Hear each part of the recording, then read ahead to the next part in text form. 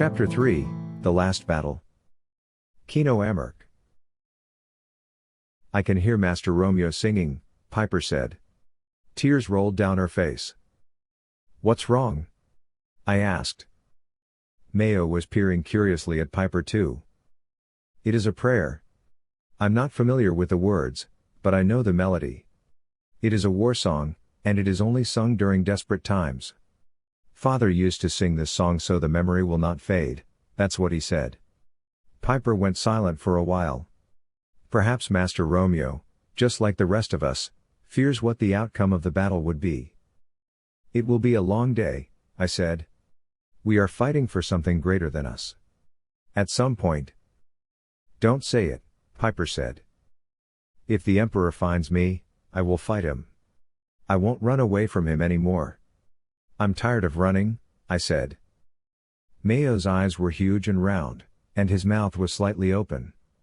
He nodded slowly. I don't really agree with you, but I trust you, Kino. I should. I mean, if one day you're going to rule Akea, I must believe in you. I laughed half-heartedly.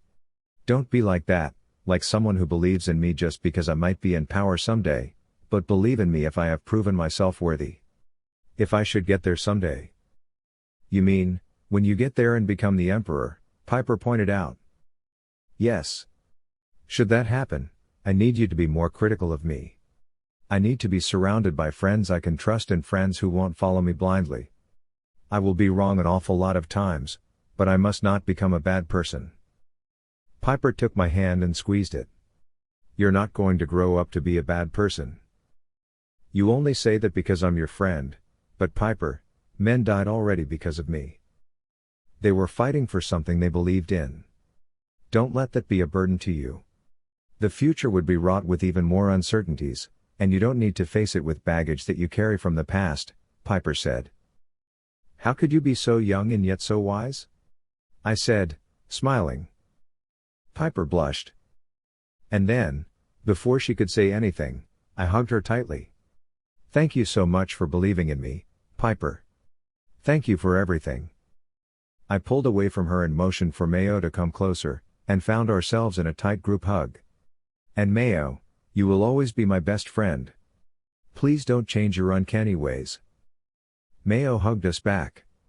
Oh, you can count on that. He said. We all laughed. Jor Pasap.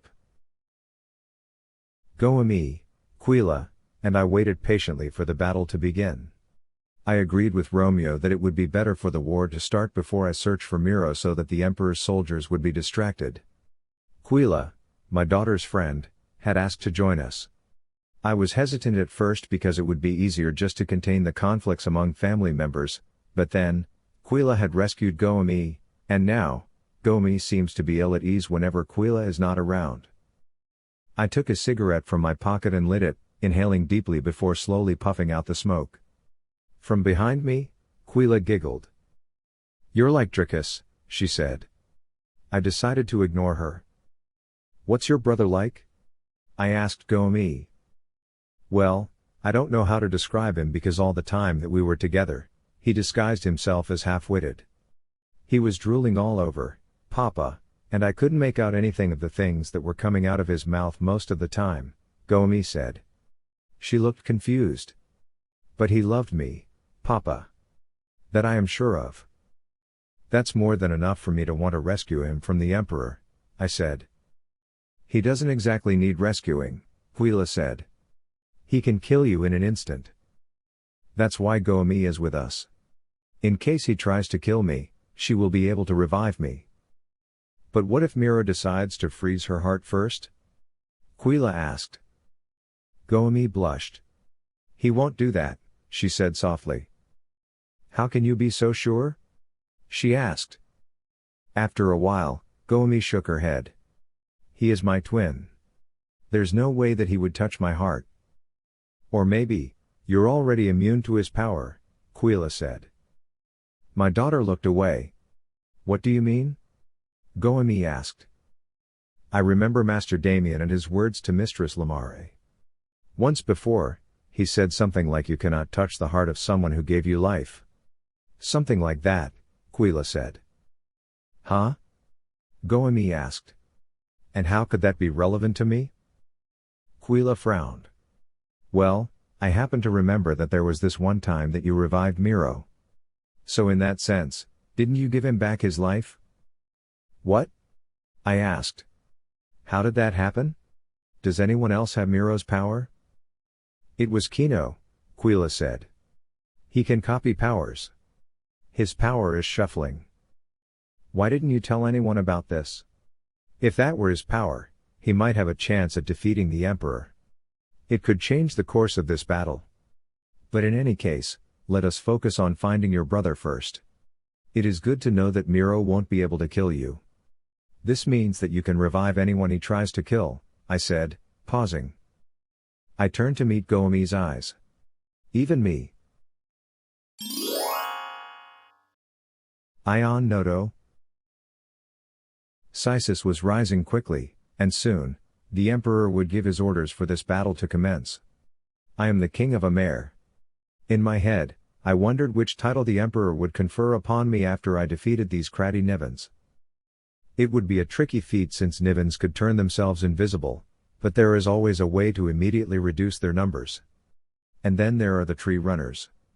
Because they have an affinity towards the Nivens, they should somehow be able to sense where they were when they become invisible.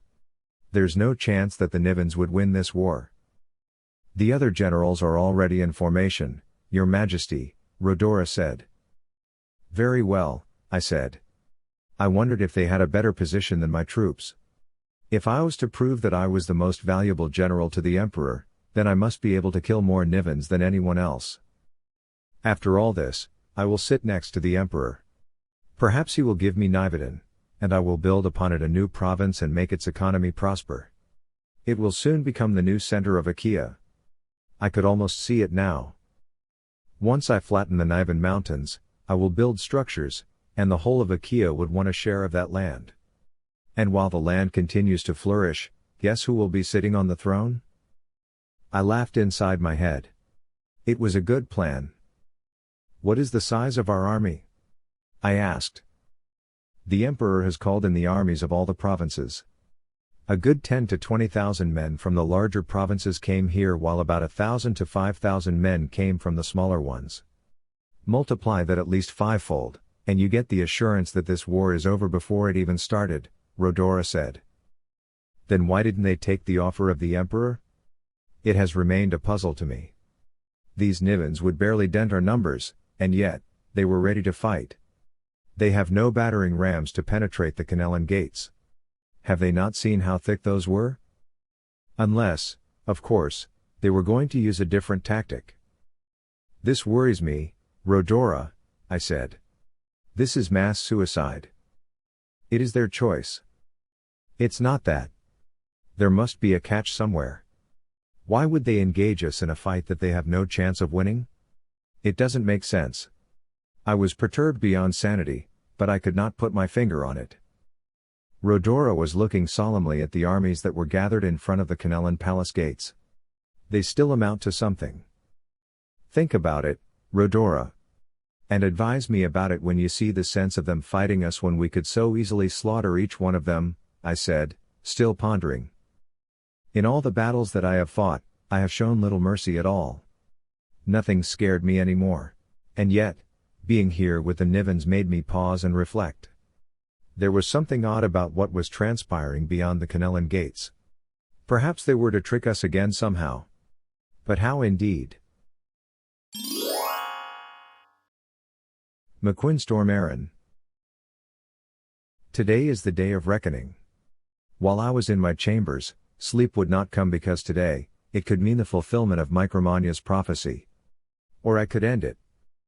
The Nivens gathered outside the Kanelan walls, but how long will it take before they penetrate these walls? They could go invisible, and if they do that, then no one would know if one or a handful of them were to assassinate people from inside the palace walls. And should one of them get to me or any of my war generals, it would put my empire at risk. But is this really the last battle? Will today define my rule, or will today destroy it? Solar and Douglas stirred, and I was roused from my thoughts. Wind, she said. There's still time. Give them what they are fighting for and put an end to this potential bloodbath. They just want to be recognized as Akeans. These Nivens, that's what they also are. Why would you deny them their rights? I've had a lengthy discussion with my war generals about this, and you, a mere woman companion, do not have the right to question me. They want to live. They want to go back to their mountains, to live there peacefully, to sing their songs, and to dance the moon steps. That's all they want, Saul said, now sounding desperate. Despicable. Death is what they'll get, I said coldly. You are a harsh man, Saul said. I wondered when she had realized that. It is going to be a long day, Saul. May I suggest for you to calm yourself down? I chuckled lightly at my own choice of words. Saul was always calm because that was her power, to emanate peace and to make the people around her calm, and yet, here she was, babbling about these Nivens and making a big ruckus of all this puny insurgents. Where is your heart in all this, Wind? She asked. She was standing right in front of me now. I raised my hand and slapped her, the echo of my actions ringing inside the throne room. Do not question my heart in all of this. Do not ever, ever, talk to me like you are above me. There are only two kinds of people in Akea, those who serve and those who are served. Anyone who opposes this does not deserve a place in this world. And they, these filthy Nivens, don't want to serve me. Saul had gone teary-eyed. She was quiet for a moment, and then she said, those who are served must also be the ones who serve. Therefore, they are one. They are not two separate groups of people but a community, the real essence of a community.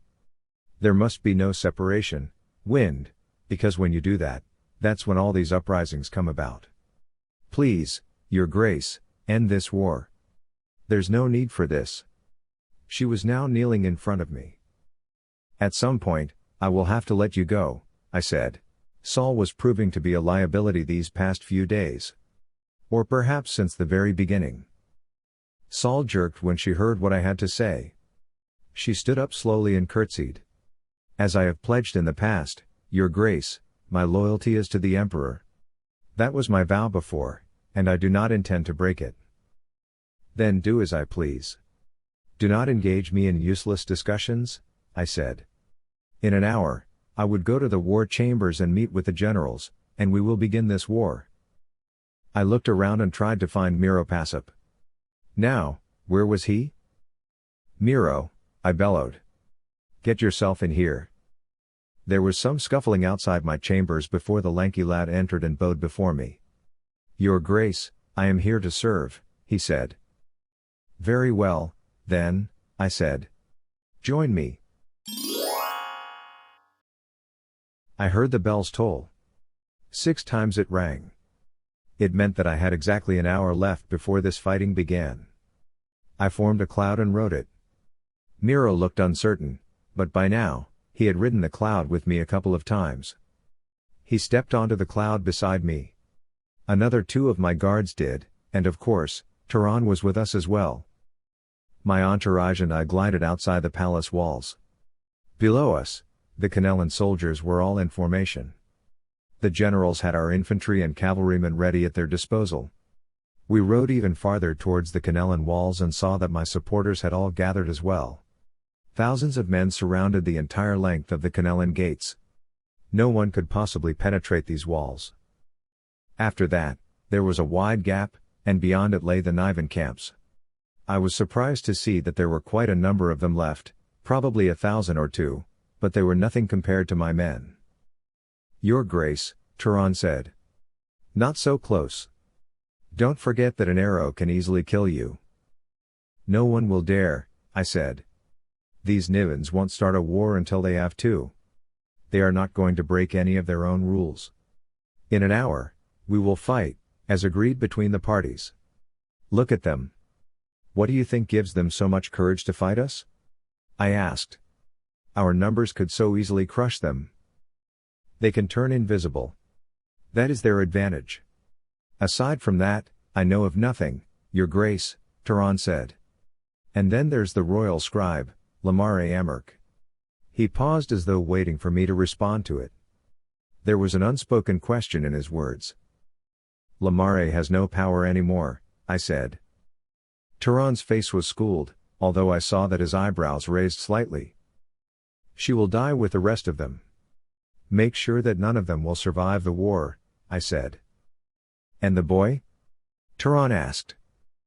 Sometimes it still makes me pause. What was I to do with the boy? He had great powers, one that I could definitely make use of, but if there was one thing I was sure of, it was that everyone had a vengeful side. If I captured the boy, no amount of kindness would diminish his desire to avenge the loss that he would suffer in this war. He dies with the rest of the rebels, I said nonchalantly. I prefer it if I were to be the one to slay him, but do not limit our men.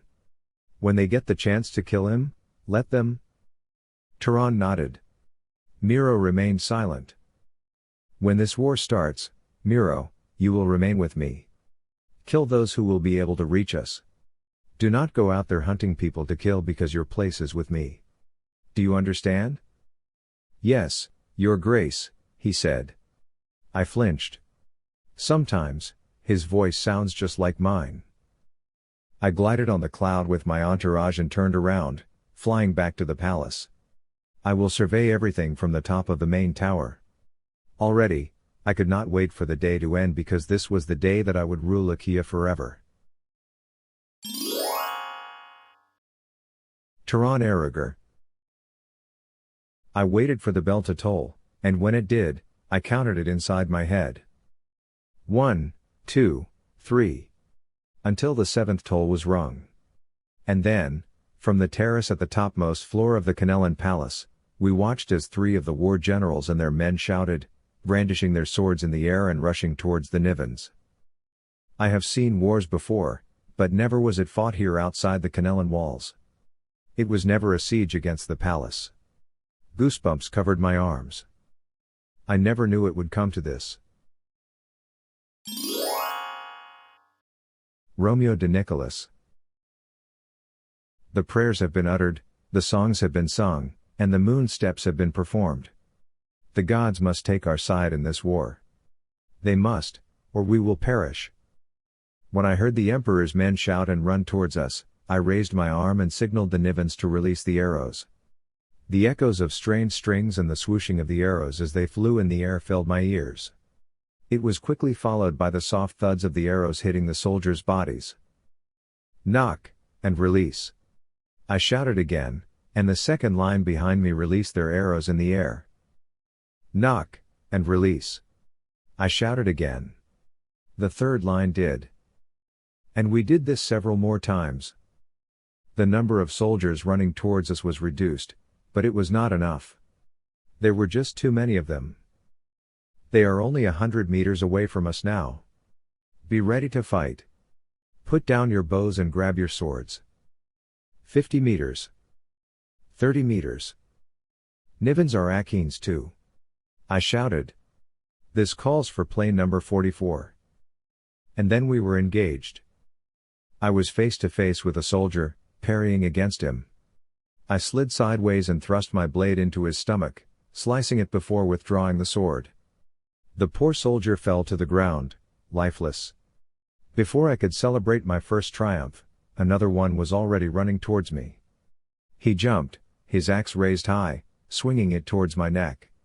I ducked and rolled to the ground and then pierced his stomach with my sword. The soldier fell towards me, locking me in my position. Another Niven kicked the soldier's body to the side so that now, I was freed. All around me, the Nivens were fighting against the soldiers. The plane number 44 would soon take effect. Laren, San Diego. The battle had started. My people were now faced with the palace's infantry and cavalry. Any minute now, I would be expecting Romeo to pull off a strategy that he had discussed with the town hall. I watched carefully. Then it happened, half of the Niven fighters disappeared. Their enemies were confused, swinging their swords around them and sometimes hitting their comrades. Then the Nivens would appear and kill them from behind or from their sides. They would vanish in thin air again, and the next time that they appeared, they were closer to the Kanelan gates. The flank behind them was moving now. These are non-Nivens, the rebels led by Jor Pasap, who were now under Romeo's leadership. They were not as graceful as the Nivan warriors, but their brusqueness was a good quality to have in this war. They were fast, so they were able to fool the Emperor's men or at least buy us some time to penetrate the enemy walls.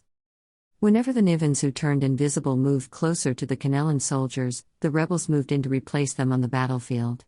To anyone who was watching, it would take a while before they realized what was happening. It was a good thing that we were able to convince the Nivens to wear armors this time. If they had been stubborn enough to wear just their tunics, the switch would have been more apparent. So now, without them knowing, the Emperor's men were being attacked from all sides. It would be another hour before most of the Kanelan guards would lay dead on the ground. Jor Pasap. We were already so close to the Kanelan palace gates without anyone from the Emperor's side noticing. I was holding the hand of a Nivan so he could extend his invisibility to me. And so were Goemi and Quila. If we could reach the gates, all we had to do was wait for the right moment that it would be opened, and we could slip through unnoticed. We were literally pressed against the wall now because we did not want anyone to notice us. And between Goemi and I, there were several yards. All around us, the Emperor's soldiers were moving about, getting ready for the moment when it was their turn to fight. "Archers, get ready!" someone shouted.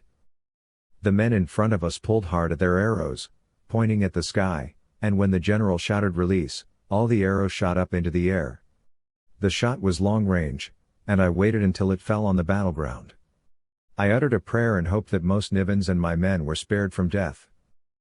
A running soldier was fast approaching, and because he didn't see the Nivan that was holding my hand nor me, he crashed against me. But I was quick enough to grab the knife from my boots and plunge it to his heart. He fell face down and did not rise again. From my left, I heard Goemi grunt. We would be found out. I stood uneasily as sweat trickled down my face. It was too early for my mission to fail. "Open the gates," one of the generals said. I tried to recall whose voice it was and remembered hearing it when we fought hard against General Ion Noto. It was his. "Open the gates," another soldier said from inside the gates. "Didn't you hear General Noto's orders?" I could not see the faces behind, but I heard them arguing inside. "Open the Kratty gate," General Noto shouted even louder. "My men have to enter." There was a pause, and then, the creaking of gears turning resounded, and I knew that the gates were being lowered. It was our turn to go inside. When the gate was low enough, I searched for Goemi and Quila's gooey figures but could not really make them out of all the fighting. I have not had enough time to be accustomed to the power of the Nivens. While invisible, Nivens could see the gooey figures of the other invisible Nivens around them, but my eyes were not trained for that. I pulled myself up and grabbed at the hand that I was holding while I crossed the gates. My heart was thumping as I climbed it, and then when I was only a few meters away from the ground, I squeezed the hand that I was holding and whispered, "Now." Then we jumped together and fell to the ground. It was a good thing that inside the palace, there was already a commotion, which masked the loud thud that we made. Behind me, I made out the faint sound that Goemi or Quila probably made together with the Nivens that partnered them. "Close the gates," the soldier shouted. "What is wrong with you?" General Noto ordered the gate to be opened. "Where the Kratty hell is he?" the soldier said, cursing. "Look around you. Is there any sign that the general is here?" The soldier who was manning the gates looked outside, surveying the others nearby, trying to search for the general and his men.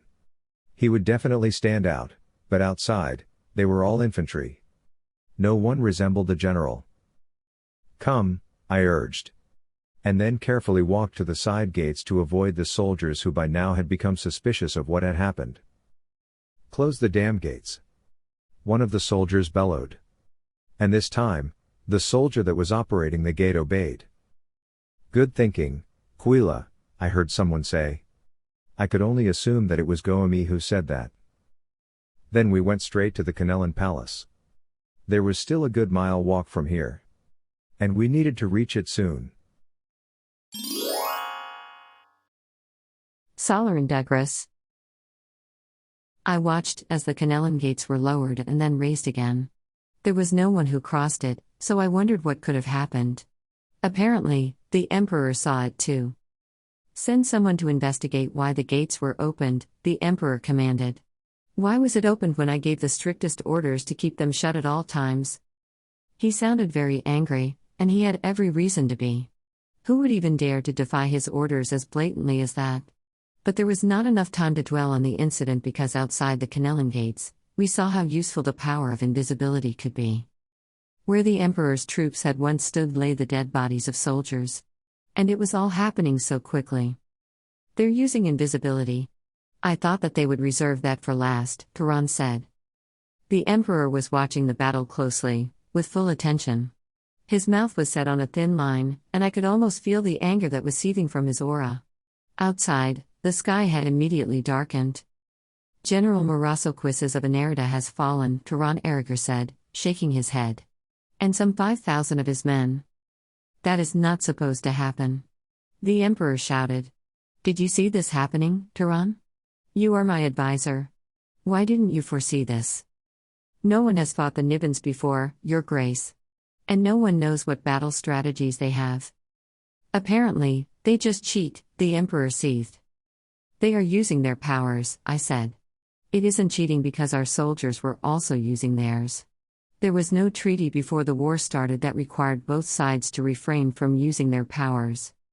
How do you expect to kill someone you can't see? The Emperor said, now obviously irritated. There's always thunderstorms, Miroe said. He paused, and then after a while, he continued. And there's me. The Emperor turned to look at him. It's not yet your time to go out there. The generals will be able to defeat them. 1 general out of 12 has fallen. That doesn't frighten me. 2 by now, Your Grace, Turan Aragor said, reading the letter that he just received. General Lono Duwerev of Minoan has fallen too. May the gods welcome them to their homes. The Niven's army was moving towards the gate. If they do that, the other generals could go behind them and press upon them. Even if they could turn invisible, there was no way that they would be able to escape that. How many hours has it been? I asked. 6 hours by my estimate, Turan said. Then they must be all tired by now. Their sheer number is their weakness. Tomorrow, when we engage them again, the same men will be fighting from their side, while we have a fresh troop to meet them, and when infantry didn't do much to dent their numbers, we must be sending the tree runners to them, the Emperor said confidently. How many more are we going to lose? These are all your people, Your Grace, I said in a voice that did not seem to belong to me. Perhaps I was unprepared to hear such news. If they cannot survive this war, then they are not fit to live in Akea. Only those who are capable will survive this war. Those who could be tricked in a battle are just pawns, lives that can be spared. They are not important, Wind said. Why didn't you send General Ion Nodo to quell this rebellion? Why didn't you bring him in front of the battlefield if you think he is strong enough to lead this war? I asked. The general was now king of Amer, and everyone in Akea knew about his close ties with the emperor. Ion Nodo replaced the former Queen Risela Benilda, Wind's own mother, because the emperor declared her a traitor and banished her to Karasthea, where she met her death. Wind did not answer. Have you ever heard of any battle won on the first day? Wind asked. There is none. At least none in Akea because those who were sent to fight on the first day were always dispensable. Everyone has their tactic. Had I sent an Ion, who knows if I would have lost him this early too? I gasped. The Minoans nor the Aneridans were not dispensable, nor were their lives worthless just to be used as pawns in this war. Those soldiers had wives and children who were waiting for them to come home, and you have. Silence. The emperor bellowed. This is the way of war, Solaran. You must know that by now, after spending so many moon turns with me. And if you have yet to learn to shut your mouth when your opinion is not asked, then I would send you out on the field with my men, he said, his silver eyes flashing at me. I am on the verge of doing that, but I know that I need to remain calm to win this war. That is the only reason that you are still here. Learn your place and speak no further. For the first time, I could feel tears flowing down my cheeks. I have not regretted serving the emperor. There were times that I questioned his integrity and his purpose, but now, hearing these words from him made me loathe myself for remaining by his side. I could feel my loyalty waning as my tears continued rolling down my cheeks. What have I become? Romeo de Nicholas. I stood up and pulled the sword that was piercing Martin's stomach. His legs were at an odd angle, and it was indeed better that he did not make it rather than to spend his life unable to walk. Still, it was not easy to accept that a good number of my men were lost to me. The men who had fallen were of the Nivan warriors and the rebels who joined us. While it was true that by the end of the day, we were able to kill 3 of the Emperor's generals, it was also possible that whatever edge we had today could be lost in the days to follow. By now, the Emperor and his advisor would have seen the tactic that we used, and so play number 44 would be no more. Tomorrow, we might be lucky enough to kill some of the Emperor's generals, but that possibility grew weaker by the hour. Both sides have taken to gathering their dead and burning their bodies under the pale moonlight. Oddly enough, both moons were shining brightly tonight, as though oblivious to the carnage that had spattered the earth crimson all day. Now that the bodies were all lined up, one of the Nivan elders uttered a prayer, and when he was done, the chief hunter lit the torch and burned the pile of bodies. The women who went with them, those who were wed to some of the soldiers that now lay dead, cried unabashedly, and even Lamare's eyes were glistening with tears. "This is the way of war," I said. Lamare did not wince. Her face remained passive as though she did not hear anything that I said. "Tomorrow, you might see me among them. If that happens, I need no tears to be shed for me. Should I lie dead, that would mean that I died fighting for what I believed in," I said. Lamare turned towards me. "You do not belong on a death pyre. You must promise to live long years," she said. While her face remained calm, her moist eyes and the soft quivering of her lips told me that beneath that beautiful shell, she was as afraid as any other Akene in our camp. "Watch the bodies burn because they will give us the courage to fight in the following days. And while we discuss this war, we must remember that on this first day, we won," I said. The chief hunter, Laren San Diego, was already beside us. "You did well, Romeo," she said. "My husband would have been proud." "An honor," I said. "But there are days ahead," Laren said. "This will not be finished tomorrow, nor on the day that will follow. So you must rest." "I will rest all I want when Mother Akea has claimed my body." "Never before that," I said. For some reason, this seemed to satisfy the chief hunter. She eyed me for a little while, and then she walked towards the camp. "Come with me," she said. Turning to Lamare, she said, "Lamare, I need you too." Lamare and I trailed after the chief hunter. The soft wailing around us was drowned by the cheers of the other soldiers who were recounting their stories of the earlier fight. I could hear them talking about how they were able to kill 20 using just a knife. A knife? And how many would he have killed if he had used a sword and was riding a horse? When we were inside the tent, the chief hunter instructed us to sit down. There were a few of us. "I want to hear that there is a plan," Laren said.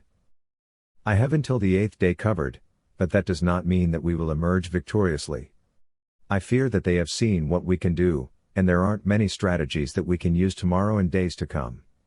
If at all, the tactics that we'll be employing are but variations of what we did today. I expect that the reason the Emperor lost 3 generals was that he sent us the weaker ones to study our strategies. For all we know, they could be trying to plan how to end the war tomorrow.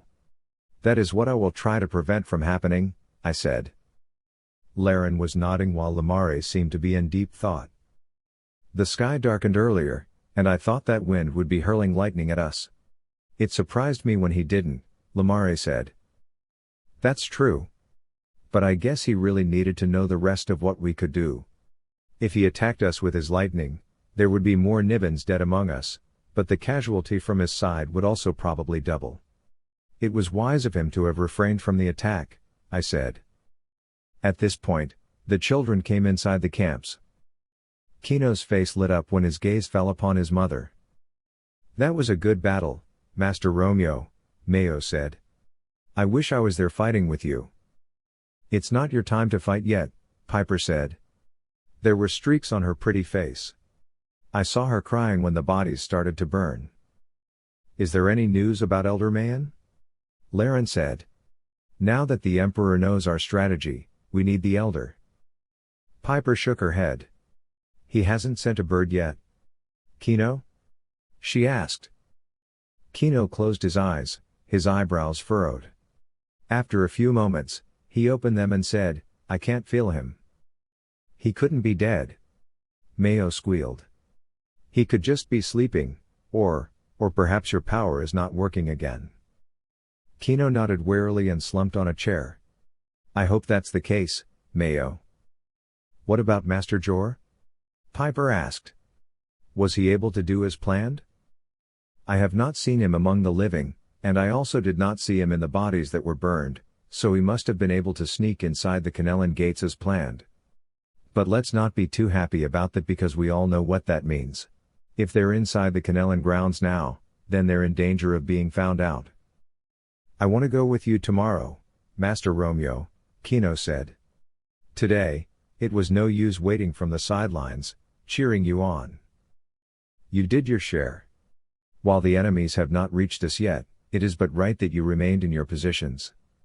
We all have a part to play in this war, and breaking away from that plan could ruin our chance of winning. But for tomorrow, I want to be fighting alongside your men. Kino insisted. I looked at Lamare and waited to hear her opinion about her son's request.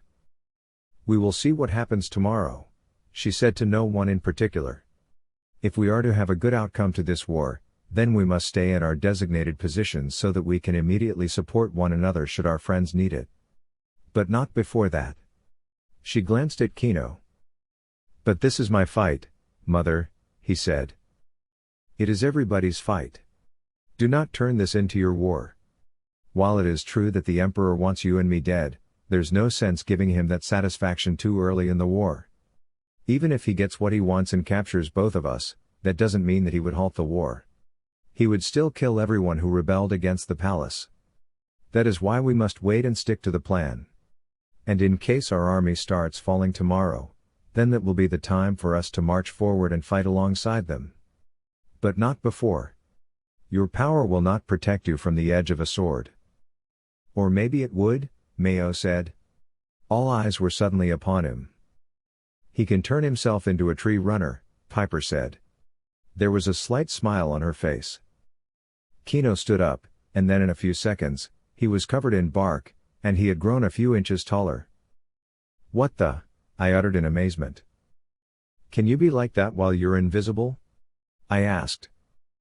Then Kino was out of our sight. Apparently, I can, he said. He was back to his normal self now. Use it when you have to, Lamare said. Outside, it had started to grow eerily quiet. Outside the tent, most of the soldiers had gone to sleep while some were still out and about, talking about the strategies for tomorrow. As for myself, I need to have a word with my men. After that, I will have to force myself to catch some sleep and prepare for whatever challenges there will be. Tomorrow.